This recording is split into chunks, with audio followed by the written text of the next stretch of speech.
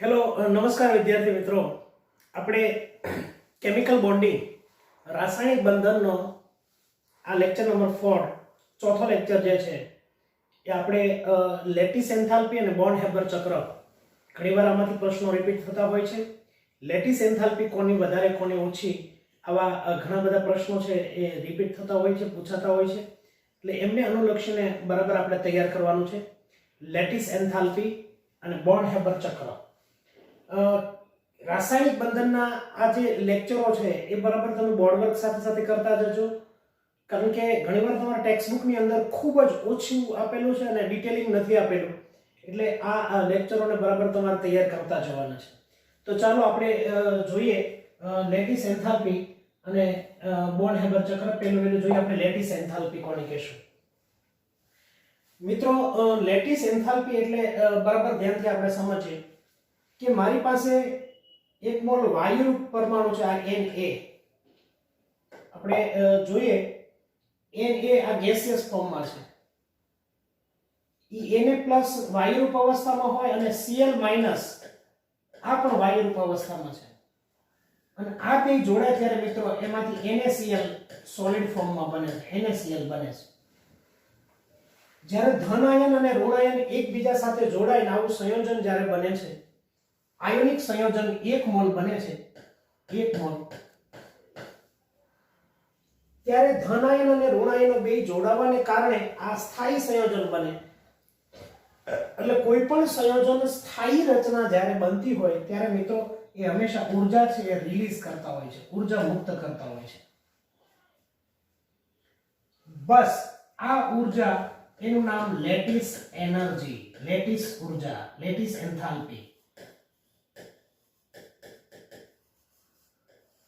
Lattice enthalpy એટલે કશું જ નહીં, 1 મોલ વાયુરૂપ ધન આયન અને 1 મોલ વાયુરૂપ ઋણ આયન સંયોજવાથી 1 મોલ આયોનિક સંયોજન બને છે.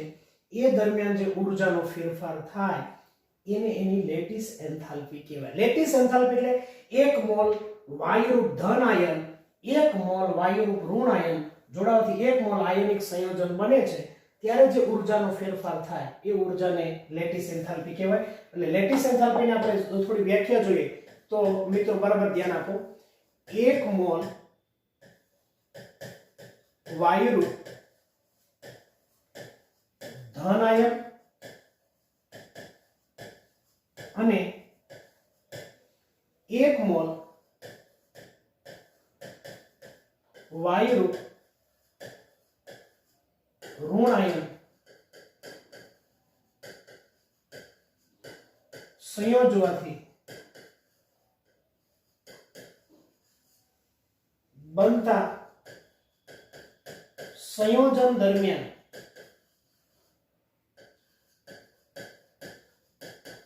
મુક્ત થતી ઊર્જાને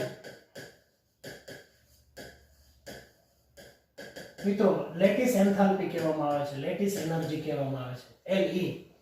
લેટિસ એન્થાલ્પી એટલે બીજું કઈ નહીં, 1 મોલ વાયુરૂપ ધન આયન અને 1 મોલ વાયુરૂપ ઋણ આયન સંયોજવાથી જે સંયોજન બને એ બંને બે જોડાય ત્યારે ઊર્જા મુક્ત થાય. ઊર્જા મુક્ત થાય એ ઊર્જાને આપણે લેટિસ એન્થાલ્પી કહીશું. લેટિસ એટલે સ્ફટિક. લેટિસ એટલે સ્ફટિક. સ્ફટિક જ્યારે બને ત્યારે ઊર્જા છૂટી પડે.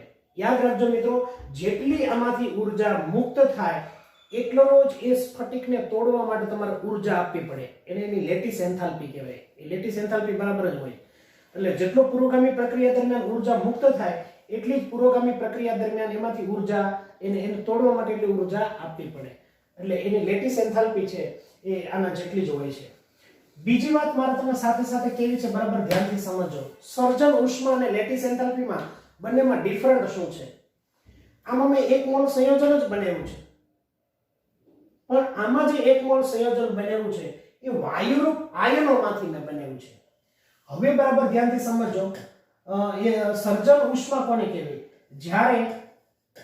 જ્યારે 1 મોલ સંયોજનનું સર્જન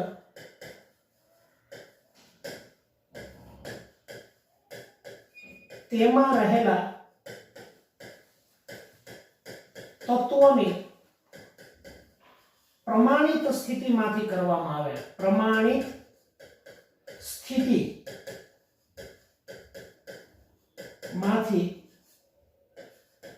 કરવામાં આવે ત્યારે થતા ઊર્જાના ફેરફારને એની સર્જન એન્થાલ્પી કહેવાય, ફોર્મેશન સર્જન એન્થાલ્પી કહેવામાં આવે છે. તો કે સાહેબ આ ન સમજાણો. ફોર એક્ઝામ્પલ, મારે અહીંયા દાખલા તરીકે NaCl જ બનાવવું છે, NaCl 1 મોલ NaCl જ મારે બનાવવું છે.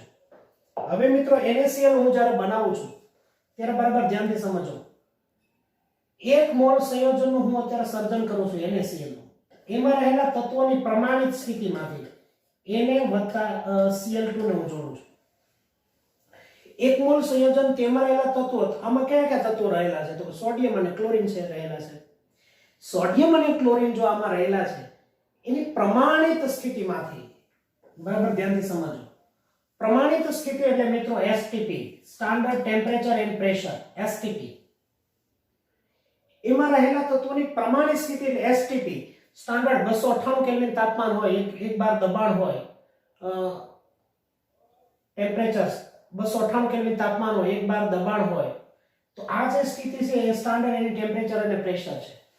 તો હું તમને એમ કહું છું સામાન્ય રીતે રૂમ ટેમ્પરેચર હોય 298 એટલે 25 ડિગ્રી હોય, 25 ડિગ્રી સેલ્સિયસ તાપમાને સોડિયમ છે એ સોલિડ ફોર્મમાં હોય, ક્લોરીન છે એ ગેસિયસ ફોર્મમાં હોય. STPA standard temperature and pressure, પ્રમાણભૂત તાપમાન અને દબાણ. પ્રમાણભૂત તાપમાન છે એ 25 ડિગ્રી સેલ્સિયસ તાપમાન છે ત્યારે સોડિયમ છે એ સોલિડ હોય અને ક્લોરીન છે એ ગેસ હોય. આ એની પ્રમાણિત સ્થિતિમાં છે. પ્રમાણિત સ્થિતિમાંથી હું 1 મોલ સંયોજન જ્યારે બનાવું ત્યારે થતા ઊર્જાના ફેરફારને એની સર્જન એન્થાલ્પી કહેવામાં આવે છે. હવે બરાબર ધ્યાનથી સમજો, મેં આમાં બેમાં તમને ડિફરન્સ શું લાગે? તો કે સાહેબ આમાં સોલિડ અને ગેસ જોડાવાથી, અથવા તો 1/2 Cl2 લખીએ આપણે ક્લોરીનનું બેલેન્સ કરવા માટે, કે Na સોલિડ વત્તા 1/2 Cl2 ગેસ, આ બે જોડાવાથી NaCl બન્યું. આ પરિસ્થિતિ પ્રમાણભૂત તાપમાને છે, STPA છે. અને આ જો બે વાયુરૂપ આયનો જોડાણા, આમાં આયનો જોડાણા છે અને આમાં વાયુ પ્રમાણિત સ્થિતિ તત્વો જોડાણા છે એની સ્ટાન્ડર્ડ અવસ્થામાંથી. આ બે વસ્તુ અલગ છે. એટલે વાયુરૂપ આયનો જોડાય ત્યારે એની લેટિસ એન્થાલ્પી કહેવામાં આવે, પણ જો પ્રમાણિત સ્થિતિમાં કોઈ તત્વો જોડાય તો ત્યારે એની સર્જન ઉષ્મા કહેવામાં આવે છે. તો આ સર્જન ઉષ્મા અને બેની વસ્તુને સમજો. 1 મોલ વાયુરૂપ ધન આયન અને 1 મોલ વાયુરૂપ ઋણ આયન જોડાવાથી સંયોજન બને ત્યારે જે ઊર્જાનો ફેરફાર થાય એને લેટિસ એન્થાલ્પી. પણ પ્રમાણિત સ્થિતિમાં તત્વો જોડાય, આયનોની તત્વો જોડાય ત્યારે જે ઊર્જાનો ફેરફાર થાય અને 1 મોલ સંયોજનનું સર્જન એમાં રહેલા તત્વોની પ્રમાણિત સ્થિતિમાંથી કરવામાં આવે ત્યારે થતો જે ઊર્જાનો ફેરફાર છે એની સર્જન એન્થાલ્પી કહેવાય. તો એટલું મિત્રો છે બરાબર બોર્ડ વર્ક છે એ તમે તૈયાર કરી નાખો એટલે તમને સારી રીતે સમજાઈ જશે. એટલું બોર્ડ વર્ક તૈયાર કરી નાખવાનું છે. હવે જોઈએ આપણે એની પછીનો મુદ્દો. હવે મારે આના પરથી શીખવાડવાનું છે NaCl નું બોન્ડ હેબર ચક્ર. જો પહેલી વાત સમજો, લેટિસ એન્થાલ્પી છે એ કોઈ સીધી રીત કોઈ ગણવા માટેની છે જ નહીં. તમને હું એમ કહું કે લેટિસ એન્થાલ્પી કેટલી છે, તો લેટિસ એન્થાલ્પી એમનું સીધી ન ગણી શકાય. લેટિસ એન્થાલ્પી ગણવા માટે તમને બોન્ડ હેબર ચક્ર દ્વારા લેટિસ એન્થાલ્પી ગણી શકાય. તો કે સાહેબ પહેલી વાત તો બોન્ડ હેબર ચક્ર એટલે શું? તો કે બોન્ડ હેબર ચક્ર એટલે બીજું કશું જ નહીં, આ વૈજ્ઞાનિકોએ આખી પ્રક્રિયા દરમિયાન થતા ઊર્જાના ફેરફારનો બધો અભ્યાસ દર્શાવ્યો છે. ફોર એક્ઝામ્પલ, દાખલા તરીકે મારે NaCl બનાવ્યું છે, તો કે Na સોલિડ વત્તા 1/2 Cl2 ગેસ, આમાંથી બન્યું મિત્રો NaCl સોલિડ અને વત્તા ડેલ્ટા FH. આગળ જ મેં સમજાવ્યું હતું તમને સર્જન એન્થાલ્પી, ફોર્મેશન એન્થાલ્પી. એની પ્રમાણિત સ્થિતિમાંથી તમે NaCl બનાવો તો એની પ્રમાણિત એન્થાલ્પી થયું. હવે મિત્રો આનો આ NaCl હું બીજી રીતે બનાવતા તમને શીખવાડું અને એ જે આખી પ્રોસેસ છે એને આપણે નામ આપશું બોન્ડ હેબર ચક્ર. બરાબર ધ્યાનથી સમજો. ખરેખર NaCl કઈ રીતે બને? તો કે પહેલા તમારી પાસે Na સોલિડ હોય અને એમાંથી 1/2 Cl2 જોડાઈને એને 1/2 Cl2 જોડાઈને એમાંથી NaCl બને. એ ખરેખર આવું સીધું ન હોય કે એને સોડિયમ હોય ને એની બાજુમાં તમે ક્લોરીન લઈ જાઓ તો જોડાઈ જાય ને એમાંથી સોડિયમ ક્લોરાઇડ એટલે તરત મીઠું બની જાય, એવું શક્ય જ નથી. તમે પ્રયોગશાળામાં સોડિયમ હોય તો સોડિયમ તો કેરોસીનની અંદર રાખ્યો એટલે બહાર તો કઢાતો જ નથી ને એમાં પાણીની ભેગો તો કરાતો જ નથી, નહીતર મારો બેટો સોડિયમ ધડાકા બોલાવે. એટલે આ સોડિયમ છે એ કેવી રીતે પ્રક્રિયા કરે તો કે ભાઈ પેલા સોડિયમ સોલિડ સીધો કોઈ પ્રક્રિયા કરતો જ નથી, તો કે કેવી રીતે પ્રક્રિયા કરે તો સોડિયમ સોલિડમાંથી મિત્રો પહેલા સોડિયમ ગેસ બનાવવામાં આવે છે. સોડિયમ સોલિડમાંથી સોડિયમ ગેસ બને, સોલિડમાંથી સીધો ગેસ બને. આ ઘટનાને મિત્રો આપણે નામ આપશું ઉદ્ધવપાતન. ઉદ્ધવપાતન એટલે મિત્રો એને બીજી ભાષામાં ઇંગ્લિશમાં કહેવાય સબ્લિમેશન. એટલે આ જે ઊર્જાનો ફેરફાર થાય ને ડેલ્ટા એસ એચ કહેશું. સબ્લિમેશન એટલે ઉદ્ધવપાતન. ઘનમાંથી સીધું વાયુમાં કન્વર્ટ થવું એને ઉદ્ધવપાતન શબ્દ આપણે બોલશું. તો મિત્રો સોલિડમાંથી ગેસમાં કન્વર્ટ કરવું હોય તો તમારે એમાં ઊર્જા આપવી પડે, એટલે ઊર્જાનું અહીં લખીશ પ્લસ. આ બરાબર નિશાની બરાબર ધ્યાનથી સમજો. આ ઊર્જા મારે પ્લસ આપવી પડશે. સોલિડમાંથી તમારે ગેસમાં કન્વર્ટ કરવું હોય તો તમારે એનર્જી આપવી પડે એની ઉદ્ધવપાતન એનર્જી કહેવાય. હવે મિત્રો બરાબર ધ્યાનથી સમજો કે હવે મારે આ ગેસ છે એમાંથી હું હજી એને ઊર્જા આપું, પ્લસ ઊર્જા આપું તો એમાંથી મિત્રો ઇલેક્ટ્રોન મુક્ત થાય અને એને પ્લસ બને છે, આયન બને. અને વાયુરૂપ તટસ્થ પરમાણુમાંથી એક ઇલેક્ટ્રોન હું દૂર કરું છું, દૂર કરું તો પ્લસ લખાય, અહીંયા લખો તો ઇલેક્ટ્રોન ને માઈનસ મારે લખાય. આમાંથી ઇલેક્ટ્રોન દૂર થયો. વાયુરૂપ તટસ્થ પરમાણુમાંથી એક મોલ ઇલેક્ટ્રોન દૂર કરવા માટે આપવી પડતી ઊર્જાને આયનીકરણ એન્થાલ્પી કહેવાય. એટલે હું અહીં લખું છું ડેલ્ટા IH. આ જે ઊર્જા થઈ એને આયનીકરણ એન્થાલ્પી થઈ, ડેલ્ટા IH, આયોનાઇઝેશન એન્થાલ્પી. લો હવે ગેસ બન્યો, એને ગેસ બન્યો. એવી રીતે ક્લોરીન હોય તો મારે ક્લોરીન NaCl બનાવવામાં મારે ક્લોરીન એકની જ માત્ર જરૂર છે.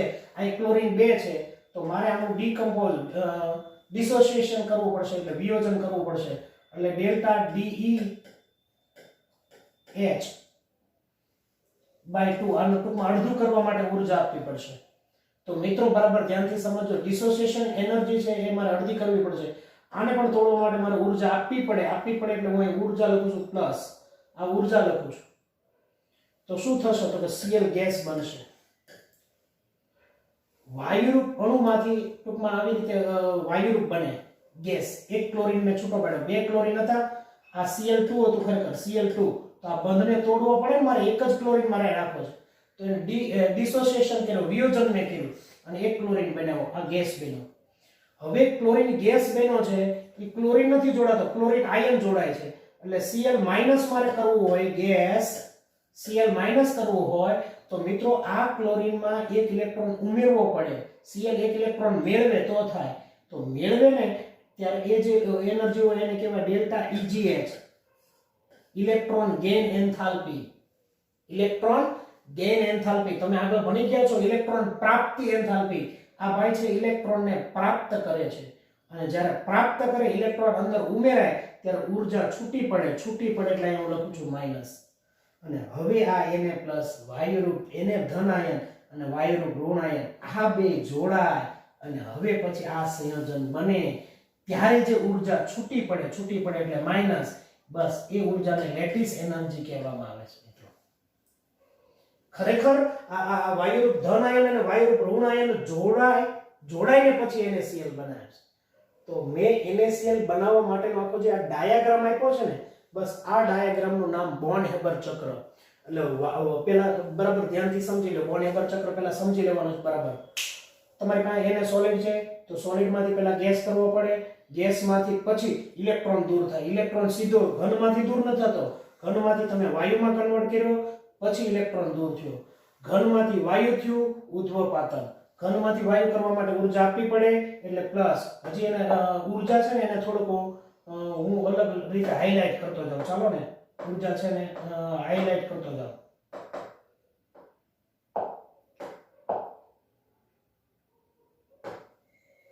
લ્યો આ ઊર્જા મેં પ્લસ કરી, બરાબર ધ્યાનથી સમજજો. ઊર્જા આપી, સોલિડમાંથી મેં ગેસ કર્યો એટલે ઊર્જા આપી એટલે પ્લસ. પછી વાયુ બન્યો એમાંથી ઇલેક્ટ્રોન દૂર કર્યો એટલે આયનીકરણ કર્યું, આ પણ મેં ઊર્જા આપી એટલે આ પણ પ્લસ. યાદ રાખજો બરાબર.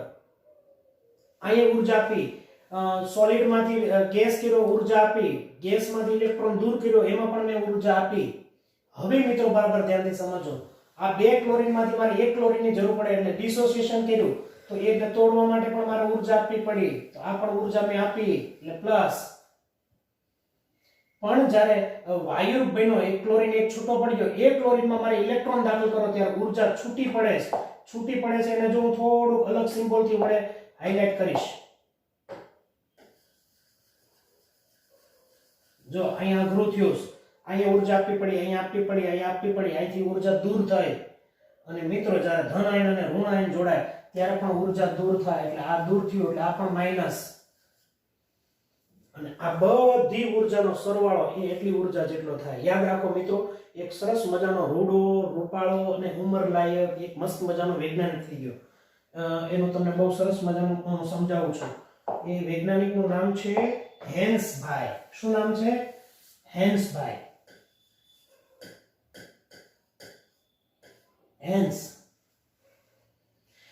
હેન્સ નહીં, હેન્સ નામનો વૈજ્ઞાનિક થઈ ગયો. હેન્સભાઈએ બહુ સરસ મજાનો નિયમ આપ્યો કે કોઈ પણ રાસાયણિક પ્રક્રિયા તમે એક સ્ટેપમાં કરો, બે સ્ટેપમાં કરો કે ત્રણ સ્ટેપમાં કરો, એક સ્ટેપમાં પ્રક્રિયા પૂરી કરી નાખો તો એમાં જે ઉર્જાનો ફેરફાર થાય એટલો જ, એની પ્રક્રિયા પૂરી તમે બે સ્ટેપમાં કરતા હો તો એમાં થતો ઉર્જાનો ફેરફાર એટલો જ હોય.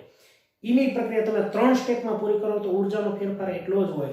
ફોર એક્ઝામ્પલ તમને બેઝિક થોડું ફટાફટ સમજાવી દઉં છું કે દાખલા તરીકે C વત્તા O2 એટલે શું બન્યું તો કે CO2 બન્યું. તો સાહેબ આને દાખલા તરીકે એની ફોર્મેશન એન્થાલ્પી છે એ 293.5 છે. ચાલો, કિલો જૂલ પ્રતિ મોલ. 1 મોલ CO2 બને ત્યારે એટલી ઉર્જાની જરૂર પડે. ફોર એક્ઝામ્પલ સમજવા માટેનું છે. તો આનો આ CO2 આ એક સ્ટેપમાં બનાવ્યું. બીજી રીતે CO2 હું આમ બનાવું, 1/2 એટલે એક જ ઓક્સિજન થયો ને, C વત્તા 1/2 એટલે 1 O એટલે CO બન્યું. એ CO છે એને પાછું 1/2 વડે પ્રક્રિયા કરાવો એટલે CO2 બન્યું. તો આ CO2 મેં અહીંયા એક સ્ટેપમાં બનાવ્યું હતું, અહીંયા મેં CO2 બે સ્ટેપમાં બનાવ્યું. તો મિત્રો તમે પ્રાયોગિક રીતે જોશો તો આમાં થતો ઉર્જાનો ફેરફાર, આમાં થતો ઉર્જાનો ફેરફાર, એ બેનો ટોટલ કરશો ને તો 293.5 જ આવશે. કહેવાનો અર્થ કે કોઈ પણ પ્રક્રિયા તમે એક તબક્કામાં કરો કે એક કરતા વધારે તબક્કામાં એની પ્રક્રિયા કરો પણ ઉર્જાનો ફેરફાર તો હંમેશા અચળ જ રહે છે. ઉર્જાનો ફેરફાર બદલાતો નથી. એટલે ઉર્જા હંમેશા અચળ રહે એટલી વસ્તુ મગજમાં સેટ કરી રાખજો. કોને કીધું? ભેંસે નહીં, હેન્સભાઈએ કીધું કે તમે પ્રક્રિયા ગમે એમ કરો, ઉર્જા હંમેશા જોતે હોય એટલે જ ફેરફારો થતા હોય છે. તો આને આપણે જરાક અત્યારે દૂર કરીએ તો સમજવા માટેનું હતું.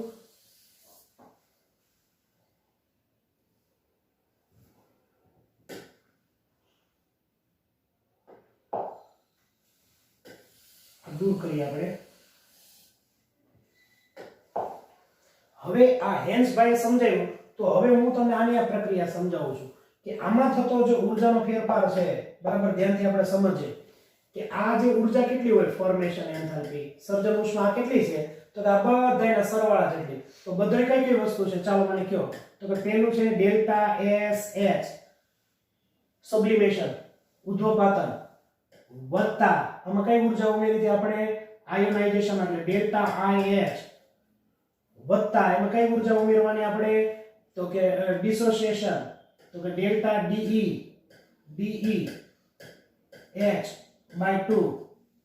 અચ્છા, એમાંથી માઈનસ કરવાની છે. કઈ ઉર્જા માઈનસ કરવાની છે? તો કે ડેલ્ટા EGH. આ ડેલ્ટા EGH એમાંથી કઈ ઉર્જા માઈનસ કરવાની છે? તો કે માઈનસ લેટિસ એન્થાલ્પી બાદ કરવાની છે. આ બધાયના સરવાળા જેટલો આ જે ઉર્જા છે કેટલી હોય? આ તબક્કો એક તબક્કામાં મેં પ્રક્રિયા પૂરી કરી, આ ઘણા બધા તબક્કામાં પ્રક્રિયા પૂરી કરી. તો આમાં જે ઉર્જાનો ફેરફાર છે એ બધાયના ઉર્જાના ફેરફારના સરવાળા જેટલો હોય છે. તો ફરીવાર ઉદ્ધોપાતન ઉર્જા વત્તા આયનીકરણ એન્થાલ્પી વત્તા વિયોજન એન્થાલ્પી ઓછા ઇલેક્ટ્રોન પ્રાપ્તિ એન્થાલ્પી અને ઓછા લેટિસ એન્થાલ્પી, આ બધાયના સરવાળા જેટલું હોય છે. અને ઘણીવાર મિત્રો તમને આવો નાનો એવો બહુ શોર્ટકટ MCQ તમને આપી દે, તમને સર્જન એન્થાલ્પી આપી દે, ઉદ્ધોપાતન ઉર્જા આપી દે, આયનીકરણ એન્થાલ્પી આપી દે, ઇલેક્ટ્રોન પ્રાપ્તિ એન્થાલ્પી આપી દે, લેટિસ એન્થાલ્પી આપી દે, તો તમારે વિયોજન એન્થાલ્પી મેળવવાની. કારણ કે આ તો પહેલી વાત તો તમને આ સૂત્ર છે એ સૂત્ર બરાબર સારી રીતે તમને આવડવું જોઈએ એટલે આ સૂત્રને તમારે બરાબર હાઇલાઇટ હું અત્યારે કરી દઉં છું તમને અને આ સૂત્ર છે એ બરાબર તમારે તૈયાર કરી નાખવાનું છે ફરીવાર સર્જન એન્થાલ્પી બરાબર ઉર્ધ્વપાતન ઉર્જા વત્તા આયનીકરણ ઉર્જા વત્તા વિયોજન ઉર્જા માઈનસ ઇલેક્ટ્રોન પ્રાપ્તિ ઉર્જા અને માઈનસ લેટિસ ઉર્જા આ બધાય નો સરવાળા જેટલી આ સર્જન ઉષ્મા હોય છે એટલે આ બરાબર તમારે યાદ રાખવાનું છે મિત્રો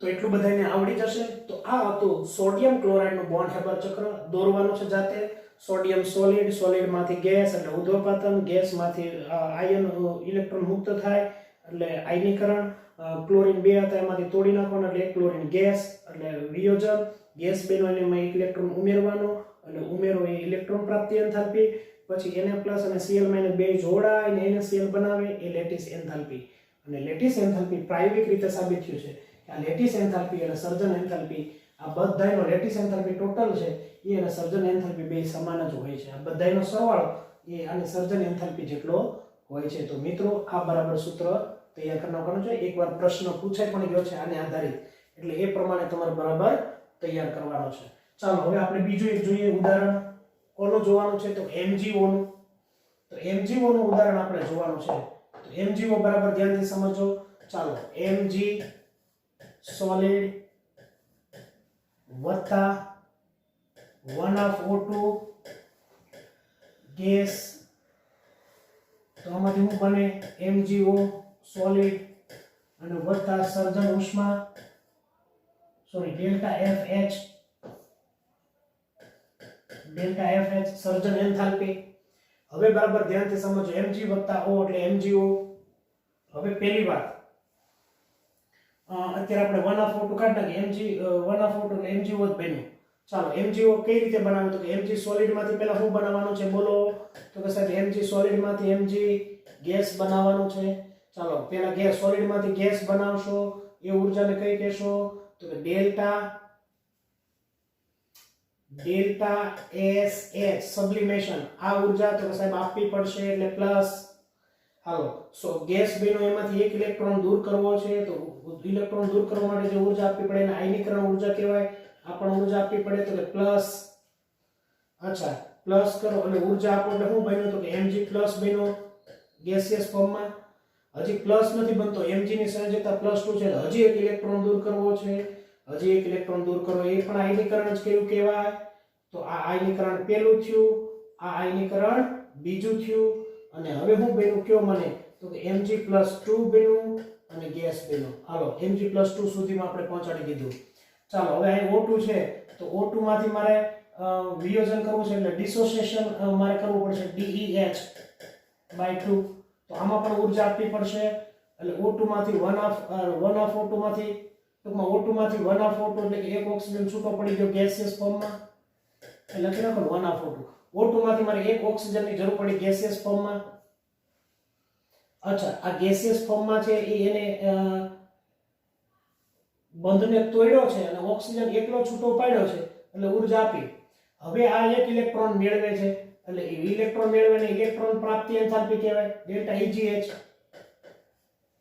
અચ્છા ડેલ્ટા EGH હોય ઊર્જા છૂટી પડે ત્યારે માઈનસ હોય કારણ કે તમને ખબર છે ઇલેક્ટ્રોન દાખલ થાય ત્યારે માઈનસ બને અચ્છા ફરીવાર બરાબર ધ્યાનથી સમજો ઇલેક્ટ્રોન એકવાર માઈનસ અંદર દાખલ થયો હજી પાછું તમે ઊર્જા આપશો એટલે પાછો એક ઇલેક્ટ્રોન દાખલ કરવો એનો ડેલ્ટા EGH આ પણ તમારે ઊર્જા જાતે દાખલ નહીં થાય હજી વધારે પ્રેશર આપવું પડશે એટલે આ પણ માઈનસ અને હવે બન્યું O-2 અને આ ગેસિયસ ફોર્મ બન્યું ઓક્સિજન એક ઇલેક્ટ્રોન મેળવો બીજો ઇલેક્ટ્રોન મેળવો ડેલ્ટા EGH1 આ ડેલ્ટા EGH2 સોરી આ 2 લખીએ આપણે ઓકે હવે મને એમ કહો કે Mg+2 અને O-2 આ બે જોડાય અને આમાંથી શું બને MgS આ એની લેટિસ એનર્જી થાય અને આ ઊર્જા પણ માઈનસ છૂટી પડે પણ યાદ રાખજો મિત્રો કે આ કેટલી ઊર્જા છૂટી પડે તો હવે તમને આના ઉપરથી હેન્સ ભાઈના નિયમને આધારે તમને ખબર પડી જાય શું કીધું હેન્સ ભાઈએ તો કે ડેલ્ટા FH ફોર્મેશન ઊર્જા બરાબર ટોટલી આ બધી ઊર્જા તો બોલો ડેલ્ટા SH ઉર્ધ્વપાતન વત્તા પ્રથમ આયનીકરણ ડેલ્ટા IH1 વત્તા ડેલ્ટા IH2 વત્તા delta DE dissociation energy minus delta EGH1 minus delta EGH2 અને માઈનસ લેટિસ એનર્જી, આ બધાના સરવાળા જેટલી ઉર્જાનો ફેરફાર થાય. આમાંથી તમને પ્રથમ આયનીકરણ આપી દે, દ્વિતીય આયનીકરણ આપી દે, પ્રથમ આયનીકરણ આપી દે, દ્વિતીય આયનીકરણ આપી દે, પ્રથમ ઇલેક્ટ્રોન પ્રાપ્તિ આપી દે, દ્વિતીય આયનીકરણ એન્થાલ્પી આપી દે, વિયોજન એન્થાલ્પી આપી દે, લેટિસ એન્થાલ્પી આપી દે તો સર્જન ઉષ્મા મળે, સર્જન ઉષ્મા આપી દે તો લેટિસ એન્થાલ્પી મળે. આમાંથી કોઈ પણ ટોપિક તમને પૂછાઈ શકે. તો મિત્રો આ હતા બે NaCl અને MgO અને આ બંનેના બોન્ડ હેબર ચક્ર. તો આ બંનેના બોન્ડ હેબર ચક્ર છે એ બરાબર લખી અને બરાબર તૈયાર કરવાના છે મિત્રો. તો એટલું વસ્તુ છે એ બોર્ડ પર કરી નાખો. હવે આપણે આને આધારિત ખૂબ સરસ મજાના પ્રશ્નો છે એ જોવાના છે, એ બરાબર ધ્યાનથી આપણે સમજી લઈએ. મિત્રો લેટિસ ઉર્જા કઈ કઈ બાબત ઉપર આધાર રાખે? પહેલો પ્રશ્ન આ છે. લેટિસ ઉર્જા આપણે આગળ જોઈ છે એ કઈ કઈ બાબત ઉપર આધાર રાખે એ આપણે સમજવાનું છે. તો પહેલી વાત મિત્રો, લેટિસ ઉર્જા છે એ આયન પરના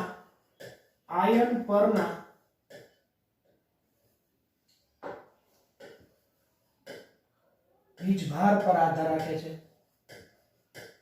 એટલે કે ચાર્જ ઉપર આધાર રાખે છે.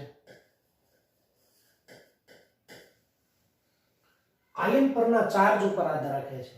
જો મિત્રો કોઈ આયન ઉપર ચાર્જ +1 હોય એને બદલે +2 ચાર્જ હોય તો જેમ ચાર્જ વધારે હોય એમાં આકર્ષણ વધારે લાગે, વધારે આકર્ષણથી જોડાય તો એને તોડવા માટે શક્તિ વધારે આપવી પડે, એટલે લેટિસ એન્થાલ્પીની વધારે હોય. એટલે આ આયન પરનો જે ચાર્જ છે એ આયન પરના ચાર્જના સમપ્રમાણમાં હોય. એટલે આમ લખું છું કે ચાર્જના સમપ્રમાણમાં છે લેટિસ એનર્જી. લેટિસ એન્થાલ્પી છે એ ચાર્જ જેટલો વધારે એટલે એની લેટિસ એન્થાલ્પી વધારે.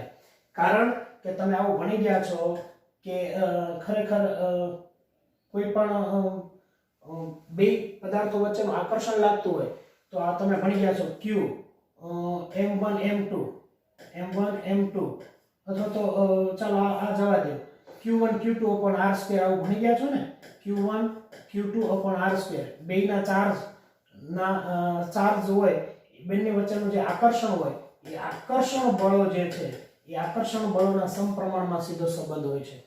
તો જેમ ચાર્જ વધારે હોય એમ આકર્ષણ વધારે હોય. દાખલા તરીકે મારી પાસે કોઈ Na+ છે એને બદલે Mg+2 છે તો Mg+2 બીજા ઋણ આયનને વધારે આકર્ષી શકશે એટલે એનો અર્થ એવો થયો કે વધારે જોડાશે ઝડપથી એટલે વધારે એમાંથી ઉર્જા છૂટી પડશે. એટલે લેટિસ એન્થાલ્પી એક ચાર્જ ઉપર આધાર રાખે છે. અને બીજી વાત મિત્રો છે એ આયનોના કદ પર.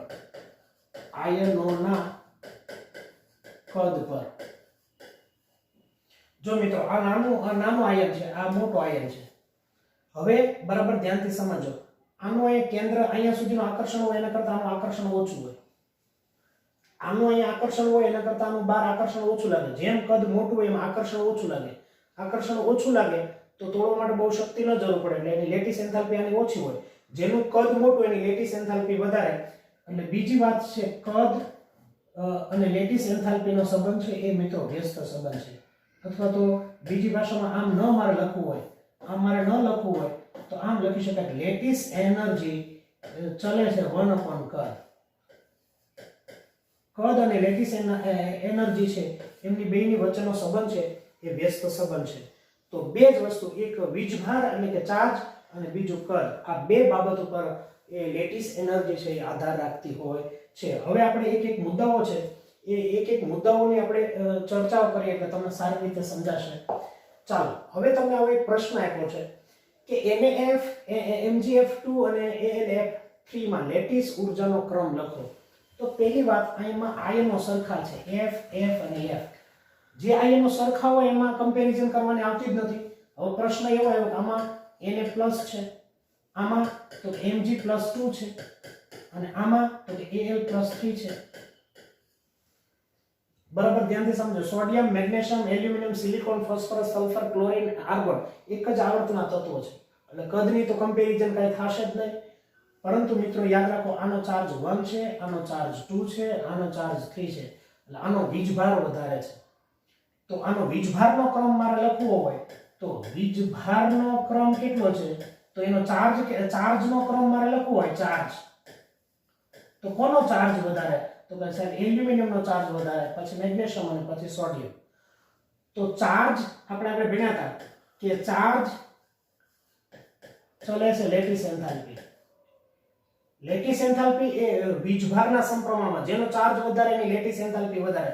એટલે આની લેટિસ એન્થાલ્પી વધારે, એટલે બીજી ભાષામાં કેવું હોય તો AlF3 ની લેટિસ એન્થાલ્પી વધારે એના કરતા MgF2 ની લેટિસ એન્થાલ્પી ઓછી, એના કરતા NF ની લેટિસ એન્થાલ્પી ઓછી. તો આ બરાબર યાદ રાખજો મિત્રો. આ કન્સેપ્ટ આવડશે તો તમને લેટિસ એન્થાલ્પી છે એ સારી રીતે તમે લખી શકશો. અચ્છા, હજી બીજું એક ઉદાહરણ જોઈએ આપણે. ચાલો જાતે કરો જી. તો કે સાહેબ આમાં ઓક્સિજન અને ઓક્સિજન બધા સમાન છે. યસ, ઓક્સિજન સમાન છે. બોલો આમાં સોડિયમ, તો કે સોડિયમ છે +1, આમાં મેગ્નેશિયમ તો કે +2, આમાં એલ્યુમિનિયમ તો કે એલ્યુમિનિયમની સંયોજકતા +3 છે. તો હવે તમને ખબર પડી ગઈ કે આના કરતા આનો ચાર્જ વધારે, એના કરતા આનો ચાર્જ વધારે. ચાર્જ જેનો વધારે એની લેટિસ એન્થાલ્પી વધારે. એટલે કોનો લેટિસ એન્થાલ્પી વધારે? Al2O3 ની વધારે, એના કરતા ઓછી MgO ની અને એના કરતા ઓછી Na2O ની. તો આ સિમ્પલ લોજિક છે. એકવાર તમને સારી રીતે સમજાઈ જાય એટલે તમને આવડી જાય મિત્રો. પછી ચાલો, આમાં લિથિયમ બેયમાં સમાન છે. હવે આમાં જુઓ તો O-2 અને આમાં જુઓ તો N-3. તો હવે જો આના કરતા આનો ચાર્જ વધારે છે, ભલે માઈનસ છે પણ વધારે ચાર્જ કહેવાય. તો આનો ચાર્જ વધારે છે. તો આપણે ચાર્જનું ભણી ગયા હતા મિત્રો કે જેનો ચાર્જ વધારે એની લેટિસ એન્થાલ્પી વધારે. તો કોની લેટિસ એન્થાલ્પી વધારે થશે? Na2O ને તોડવા કરતા આની ઉર્જામાં વધારેમાં રાખવું પડશે. Li3n. લ્યો, આ લેટિસ એન્થાલ્પીનો ક્રમ થયો. Lattice enthalpy.